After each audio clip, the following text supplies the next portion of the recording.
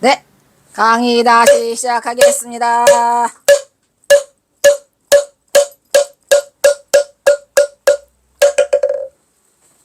마지막. 마지막이 제일 좋더라. 아까까까까. 드디어 가만 있어봐. 근데 이거 우리가 지금 뭐냐 이거 지금. 마지막 하나 제목 넘어가요. 아, 좋다. 20번.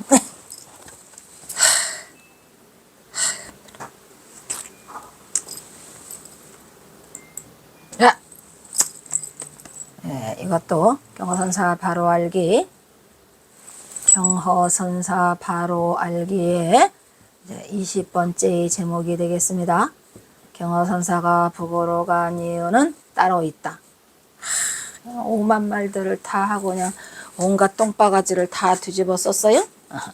땡큐가 베리하고 마칩니다. 맛있다.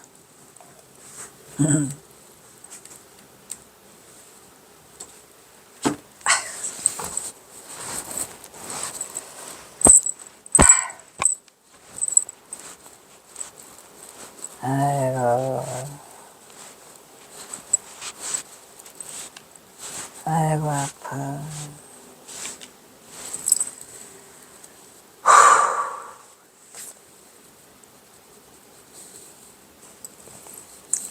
이거는 또 몇 장인가?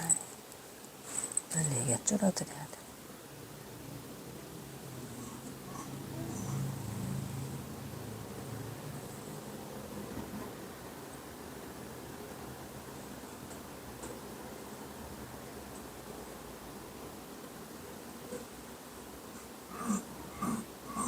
대단해. 대단해요. 오마이, 오마이, 오마이, 오마이. 야, 대단하다.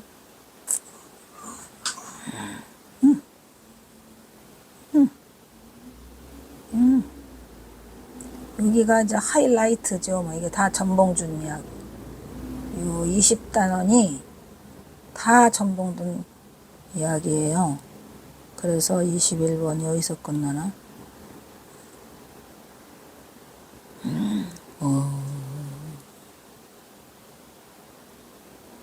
아주 경허선사가 삼수갑산으로 간 이유를 그냥 이 전봉준 때문이라는 거를 그냥 여기저기서 다 끌고 오네요.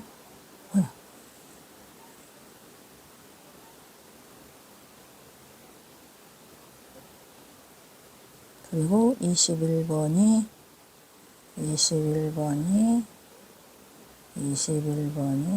오마이갓.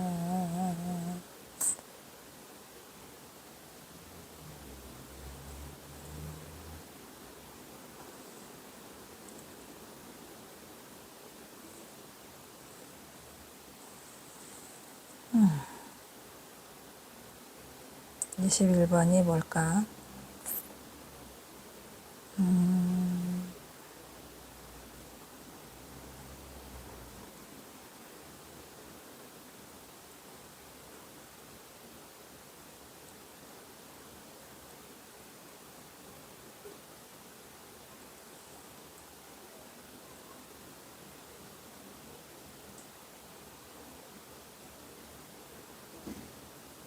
어마어마한 것을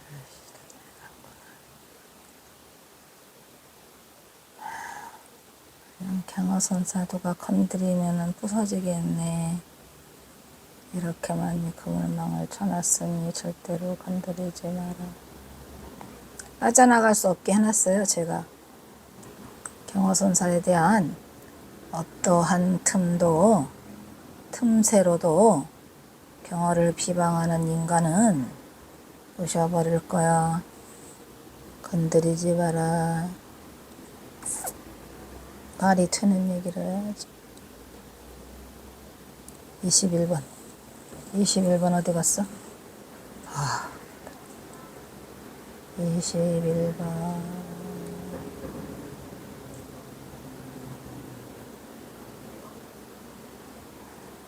20번까지인가? 혹시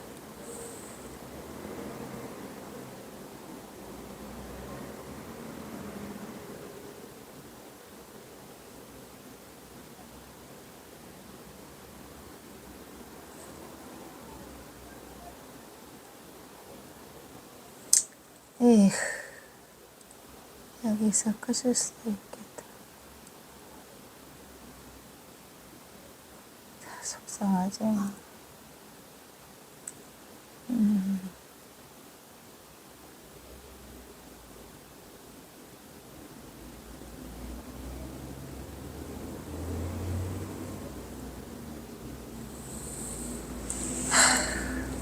자, 경허선사가 북으로 간 이유는 따로 있다. 왜 20번으로 끝나는 게 아니라 갔다가 다시 왔어요. 경허선의 중흥조라고, 한국선의 중흥조라는 경허선사는 이것도 틀렸죠? 나도 틀리겠어. 여기 처음에 이거 발표되지 않았을 때, 에이 49년, 이것도 내가 처음에 이 경허를 만났을 때 46년이라 해가지고 내가 이걸 밝히고자 어마어마한 노력을 통해서 바꿔놨어요. 발표까지 다 끝나고 논문까지 다 해놨으니까 절대로 건드리면 안 돼. 늘 논란의 대상이었다. 침체된 선을 한국 불교사의 전면으로 끌어올린 인물이라는 긍정적 평가와 더불어 이놈의 막행막식은 왜 자꾸 나오고 지랄이야. 교단의 직에 의식을 퇴화시켰다는 비난을 동시에 받기 때문이었다. 이 막행막식이라고 한 인간 나와. 1912년 불교학계의 가장 큰 이슈도 경허였다. 왜냐면은 경허선사가 열반하신 지 100주년이 되었기 때문에 그랬어요. 윤창아 민족사 대표가 불교 평론 가을에 기고한 경허의 주색가 삼수갑산이라는 논문이 언론에 보도되면서 수덕사의 반발과 더불어 불교 평론 폐간이라는 필화 사태로 이어지기까지 했죠.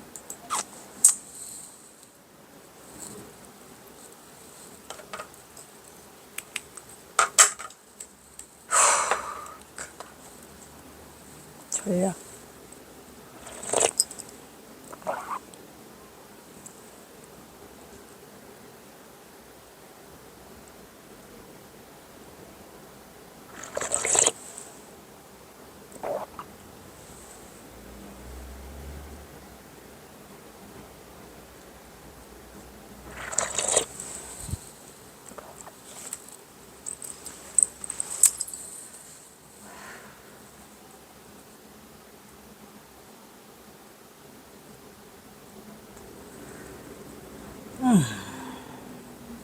이런 가운데 김호성 동국대 불교학부 교수가 다시 경허라는 민감한 주제를 다룬 책을 펴냈죠. 경허의 얼굴이라는 것이 책의 제목이었어요. 김 교수는 이 책을 완전한 깨달음을 이룬 선승 혹은 오순이 뒤얽힌 파괴승이라는 이분법적 틀을 깨고 새로운 경허선사의 얼굴의 모습을 보여줬다. 그는 서로가 본 경허선사의 얼굴을 맞춰보면서 토론을 하다 보면 경허선사가 갖고 있었던 경허의 얼굴에 좀 더 가까이 다가갈 수 있으라는 취지라고 말했어요.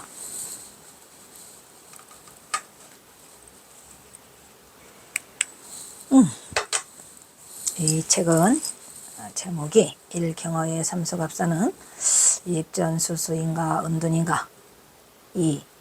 사효의 윤리와 출가 정신의 딜레마, 하남의 선사 경허상 행장을 중심으로.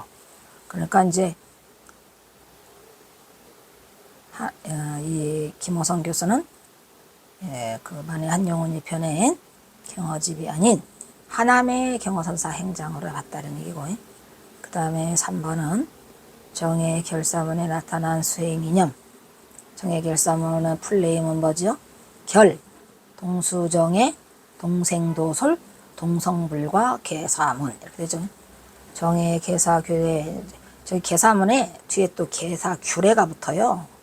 규례에 나타난 수행이념, 이 4편으로 이루어져서 경허의 얼굴이라는 책이 나왔어요.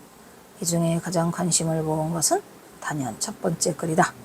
2012년 윤창아가 재기했다가 수면 아래로 가라앉았던 경허의 삼수갑산 문제를 본격적으로 다루고 있기 때문이다.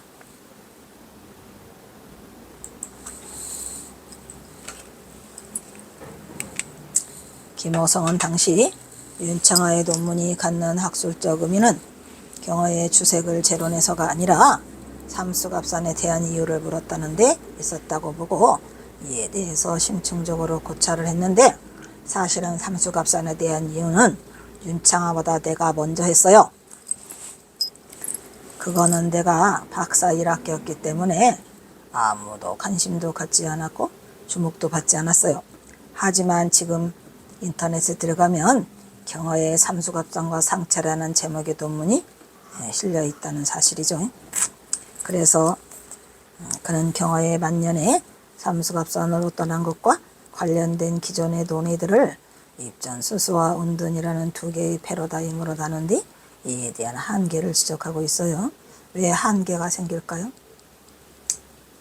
한계는 입전수수라고 하기에는 고개가 갸우뚱해지죠. 또 은둔이라고 하기에도 고개가 왜 은둔하지? 은둔할 이유가 없잖아요.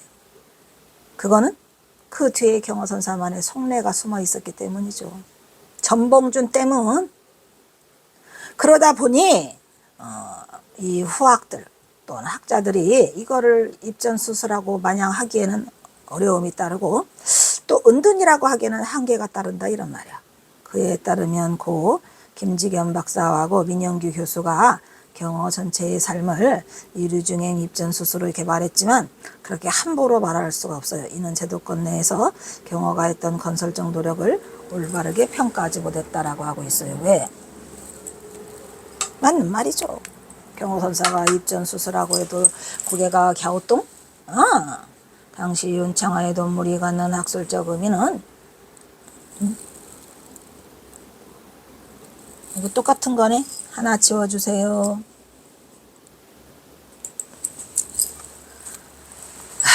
경어의 면목, 즉 상승과 하강의 길을 둘 다 걸었던 경어의 이중성이나 상승의 길에 매진했다가 하강의 길로 돌아오는 환상의 회양이 온전히 보이지 않는다는 것이다 이런 말이죠. 이것도 역시 또 우리가 몰라서 그래요. 틀린 말은 아니죠.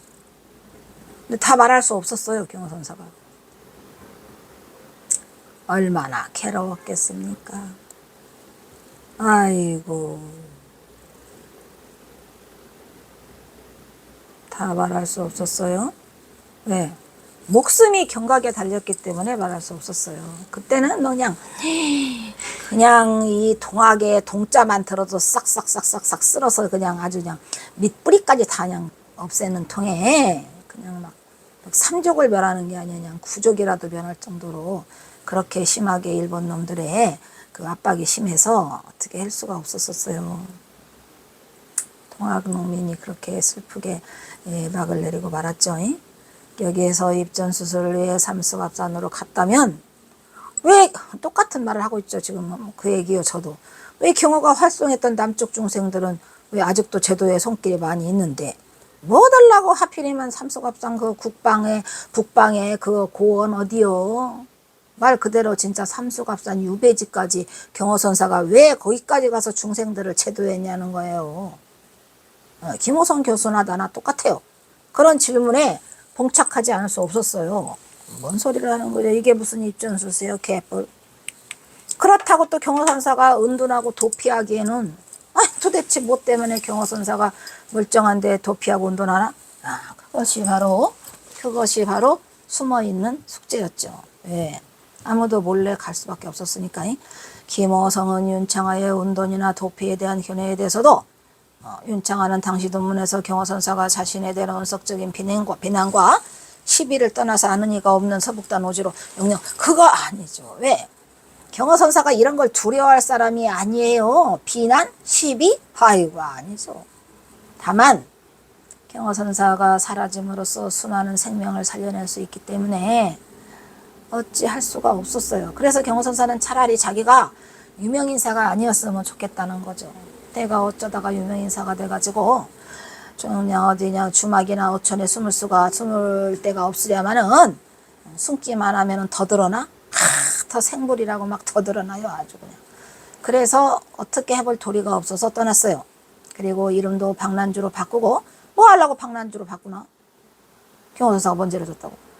요생 차림으로 입적한 점에서도 그러한 심정을 유추할 수 있다고 주장했어요. 그러나 김 교수는 윤 대표가 규단적 자연의 이유를 배제한 채 개인적 차원의 이유만을 들고 있다는 점을 문제점으로 꼽은 거죠. 왜? 근데 사실은 교단적 차원에서도 좀 어려웠을 거예요. 교단에서도 경호선사가 뭔 잘못을 저지르거나 교단에서 무슨 하자가 있었던 게 아니죠. 이거는 조선 팔도를 뒤흔드는 사회적인 문제에 얽혀가지고 아이고 무슨 사회적 역사적 문제. 그래서 역사적 그 증거를 남기고 역사적 사실을 글로 남기고 간다고 쓰셨잖아요. 그래도 역사적 사실에 대해서 전봉준 동학농민이라고는 못 써요.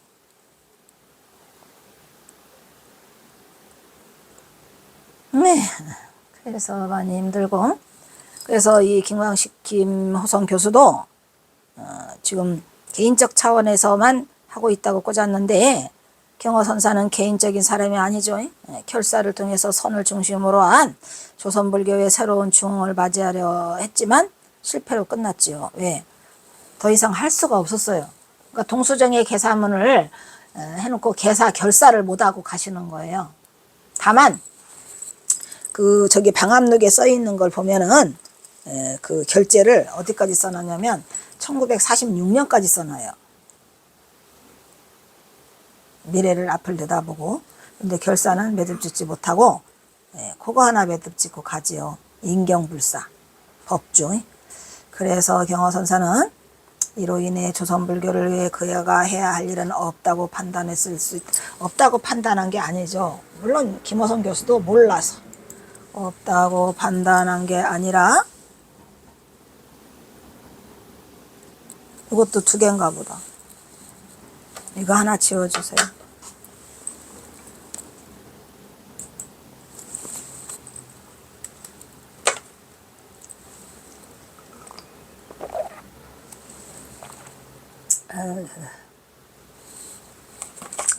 김호성은 이들 3가지 패러다임은 동일한 하나의 이야기에 대한 서로 다른 해석의 틀로서 그 어느 것도 역사로서의 진리성을 주장할 수 없다며 그렇게 볼 수도 있기 않겠냐라는 상대적 개연성을 주장할 수 있을 뿐이라고 그랬죠. 그렇죠. 이게 가장 솔직한 답이었지요. 왜냐하면 모르니까.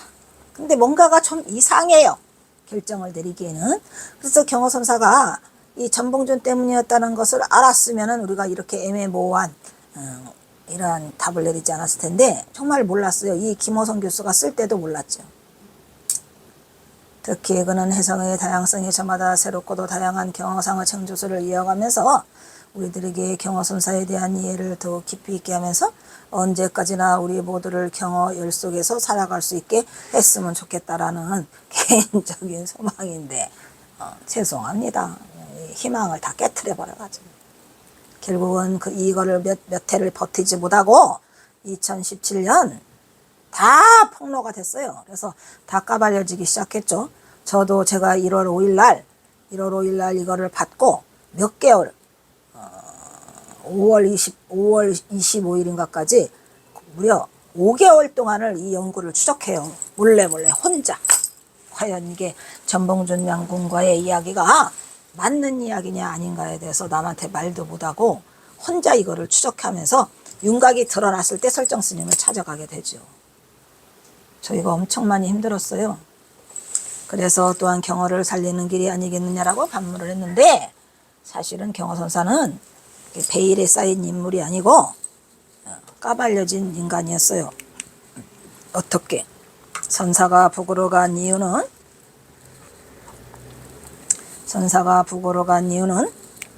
전봉준 때문이었다라는 거죠. 그래서 제가 이거 책을 2017년도에 책을 내게 됩니다.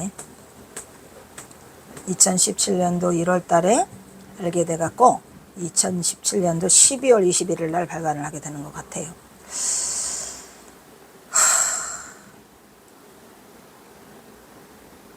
경화의 삼수갑산행은 만년에 이름을 박난주로 바꾸고 스스로 속인이 되어 삼수갑산에서 임무라고 말하여 근원의 선현의 조시를 마다하고 하필이면 서북단에 척박하기 이를 데 없는 진짜 삼수갑산 꼴짜기로 왜 가셨을까?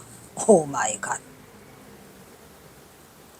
그거는 경화선사가 일본 놈들에게 붙잡히고 싶지 않다는 간절함, 또 경화선사가 일본 놈들에 의해서 차명을 담하는 것을 면하고 싶다는. 근데 경허선사 혼자만 죽으면 괜찮은데 다 죽어. 거기 나오는 이제 남전 땅서부터 영호당까지 다 죽어. 그것뿐이가 경허선사야 여동생이란 딸, 또 전봉준 장군의 아들들 다 죽죠, 뭐 전부. 그래서 정말로 경허선사가 이렇게 갈 때까지 가보자 해서 간 곳이 삼수갑산이에요. 얼마나 깊이 꽁꽁 숨었는지. 불쌍하지.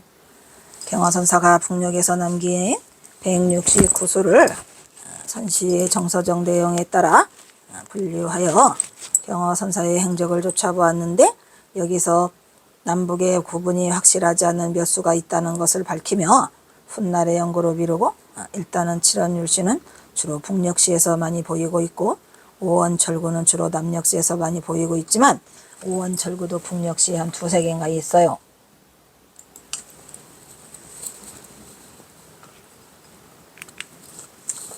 그리하여 경허선사의 북녘의 삶은 주로 경허의 시에 의존해서 왜냐하면 시 말고는 단 한 줄도 남아있는 게 없으니까. 그래도 제가 이 시를 통해서 엄청나게 많은 것을 알게 되고, 나중에는 내가 빙의된 것 같아. 눈 감으면 그냥 북한이 다 보여. 서당도 보이고, 공길이도 보이고, 인풍루도 보이고.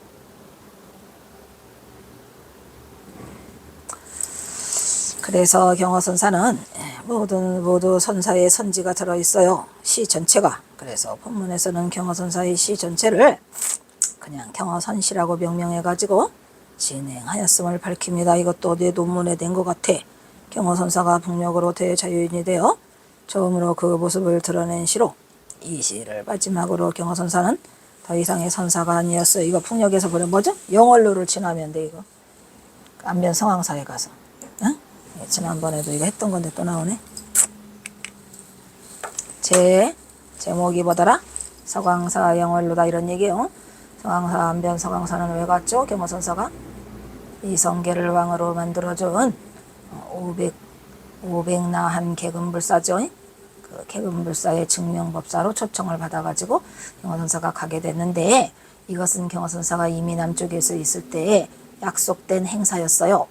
그래서 1904년 10월 15일 날 여기에 당도에서 증명법사를 하신 뒤에 점심공양을 드시고 영월로에서 깜빡 낮잠이 들었어요. 낮잠을 자고 그날 새벽에 대중 아무도 모르게 영월로를 빠져나와요. 그러면서 지은 시예요. 새벽에 지은 시예요. 상방춘일화여산이요 이조성중 오몽가미로다 만덕 통광무중천이 앞천 효장 벽어람 이러구나, 이렇게 되어있죠. 짧게 지은 시인데 여기서 이게 마지막이거든요. 그래서 경허선사가 이 안병 서광로의 행사를 마지막으로 승복을 벗어던져요.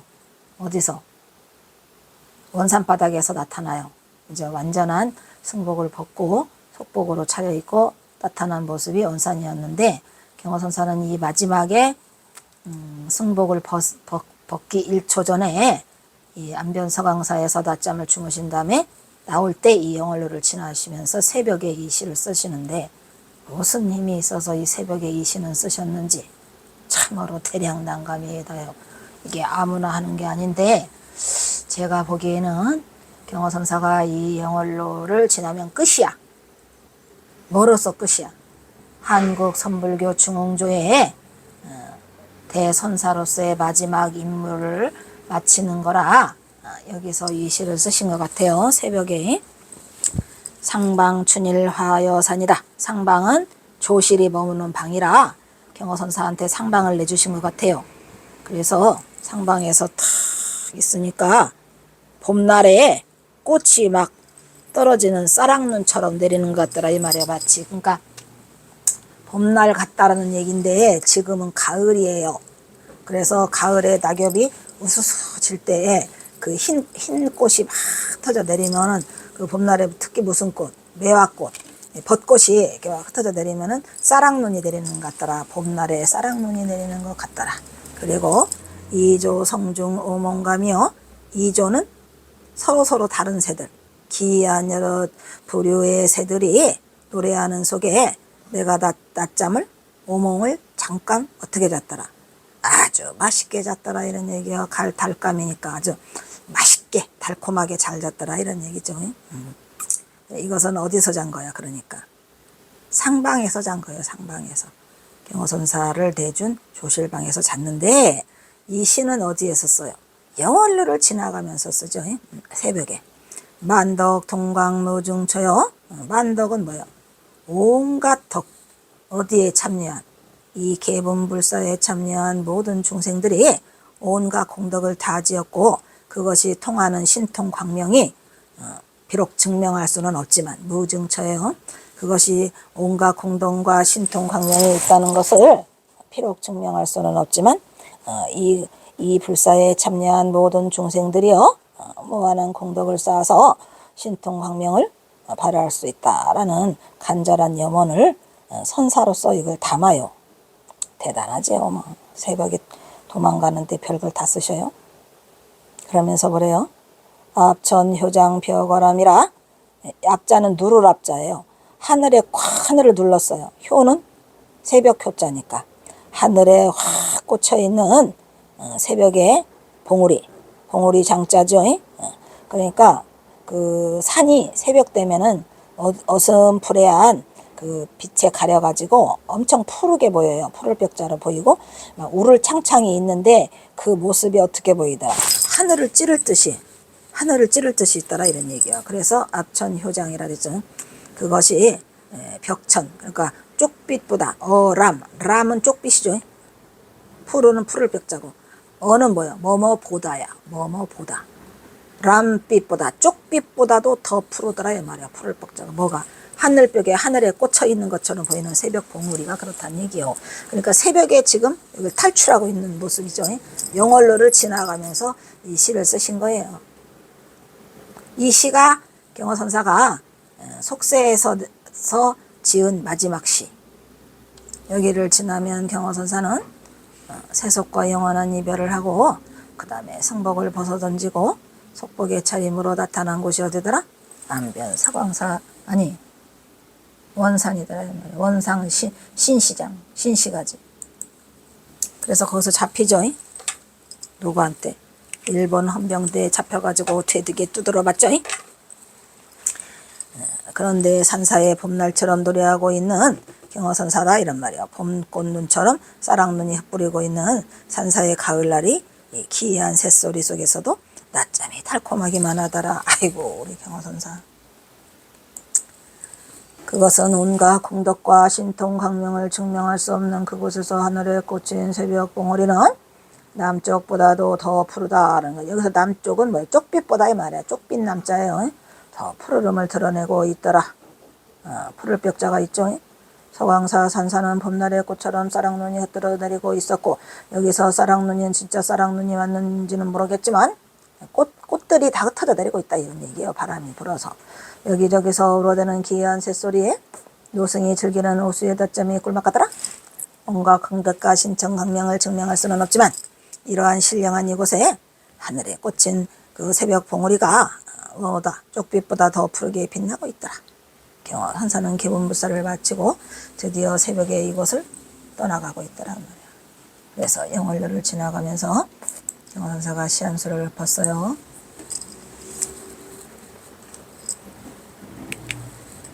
이곳 허광사는 이성계와 관계가 깊죠. 무학대사와 이성계의 인연이 있고, 이성계의 꿈을 세 가지를 무학대사가 잘 풀이해줘 가지고 석왕사에 강원도 안변설봉산 깊은 골짜기에 이름 모를 큰 토굴이 있었어요.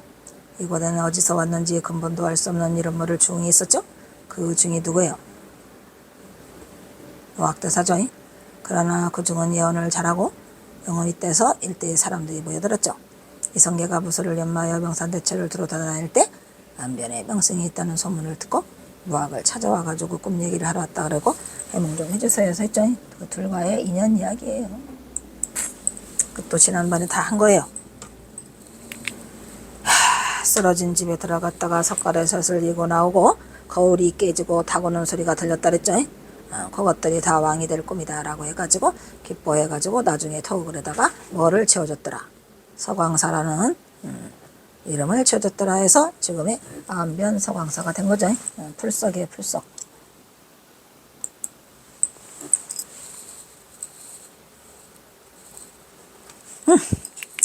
이 서산에 설봉산 서광사기에 이르면 이성계가 등극하기 전에 왕업을 이루기 위해서 기도처로 갔다가 응진전을 세웠다고 전하고, 응진전은 일대시대의 엽서 사진에도 응진당으로 나와 있고, 이 건물은 1950년 한국전쟁 당시에 소실됐다고 합니다. 안타까운 일이죠.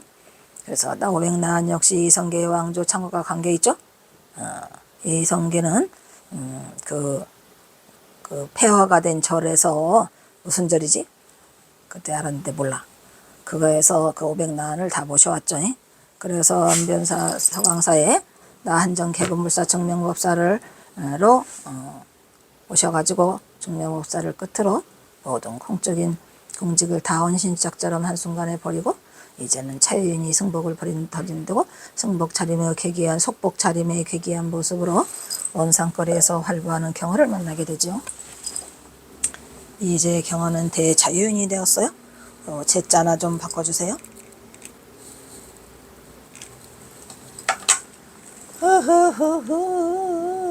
그 다음에 뭐더라. 이거는 토굴가네. 이거 지난번에 토굴가 했는데, 이거는 경허선사가 안변에 나타나가지고, 원산바닥에 나타나가지고 누구를 일본 헌병에 걸려가지고 죽도록 맞다가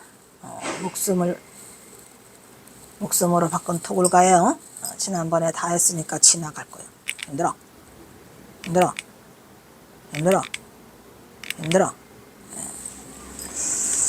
아이고 힘들어.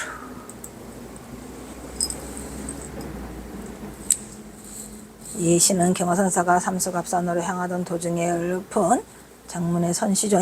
입전수수의 회두토면 어려로 회토구면도 되죠. 그래서 경허선사가 스스로 택한 이류중행의 허강동진으로 알리는 글이다. 그래서 요거는 경허선사 이야기를 아마 이게 김태읍에서 나오는 것 같아요. 그죠? 그리고 또 경허선사의 치구가 보통 사람보다 큰 육척장신이 아니고, 여기도 지워주실래요? 게다가 수족에 대한 다른 사람 말 안 들어. 이제는 안 들어. 인간들이 다 육척이라거나 구척이라고 해도 또 안 들고. 그래서 예비형으로 달고 다녔더라 이런 얘기고, 이러한 일화에 대해서 경허선사는 옛날부터 작년에 신을 걸 생각해서 했다라고 김태읍에 나오죠. 그리고 또 이것도 김태읍이라 지나갈 거야. 나도 몰라. 이것도 김태읍이야.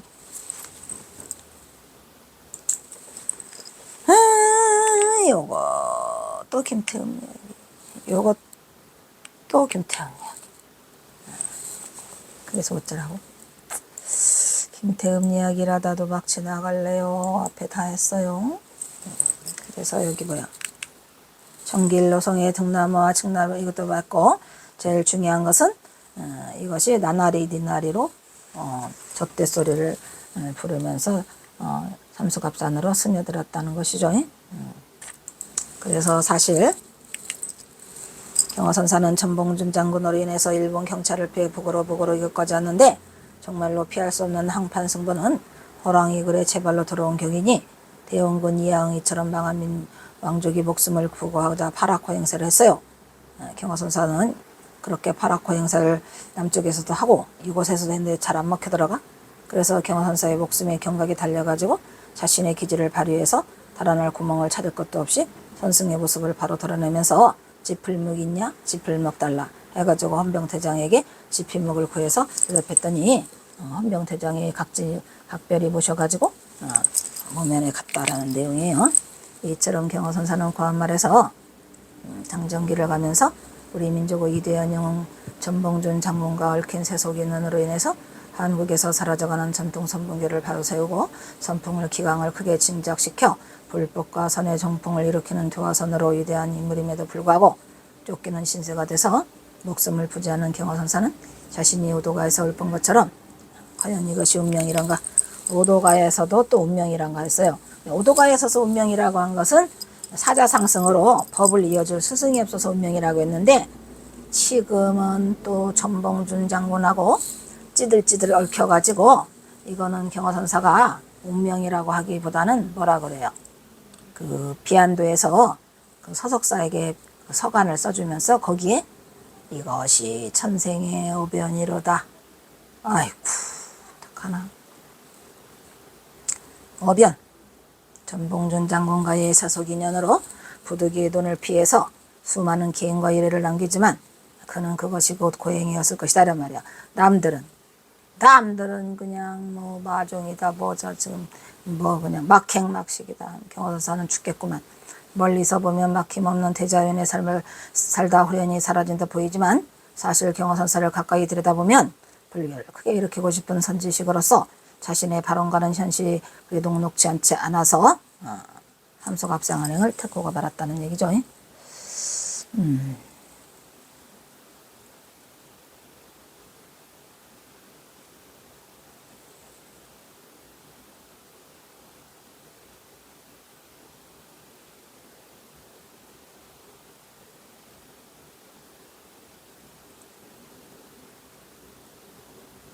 어디가 끊어져야 되는데 안 끊어지고 있네.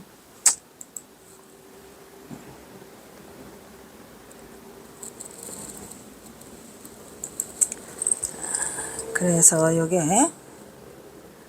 끊어져야 되겠는데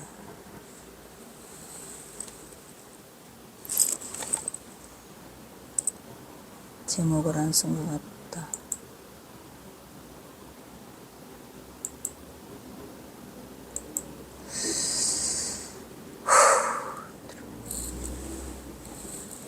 전봉준 장군가?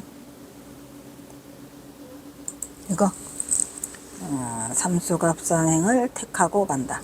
여기까지 하고 끊자. 네, 여기까지 하고 끊겠습니다. 네. 다음은 사홍서원이 있겠습니다.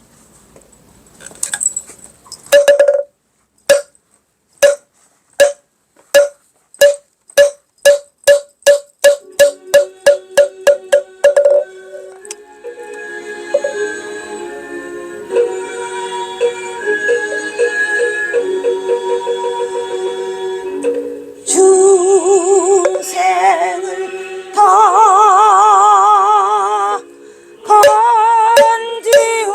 건지오리다.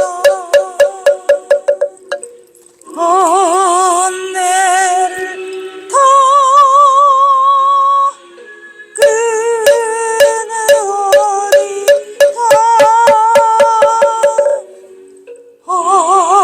법문을 다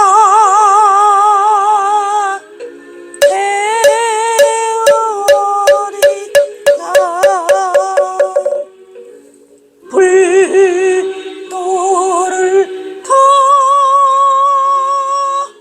이루리다.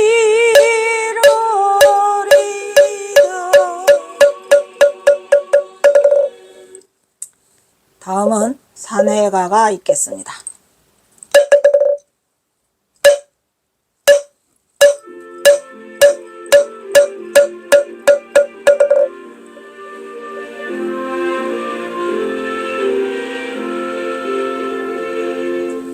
몸은 비록 이 자리에서 헤어지지만 마음은 언제라도 떠나지 마세.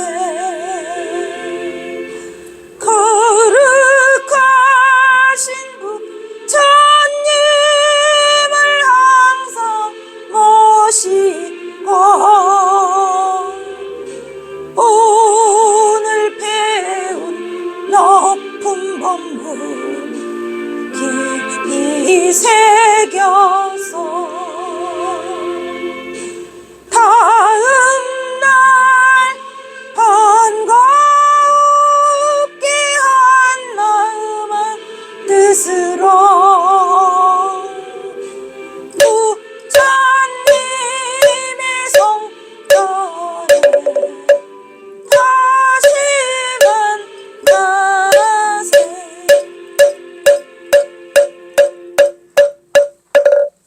성불합시오.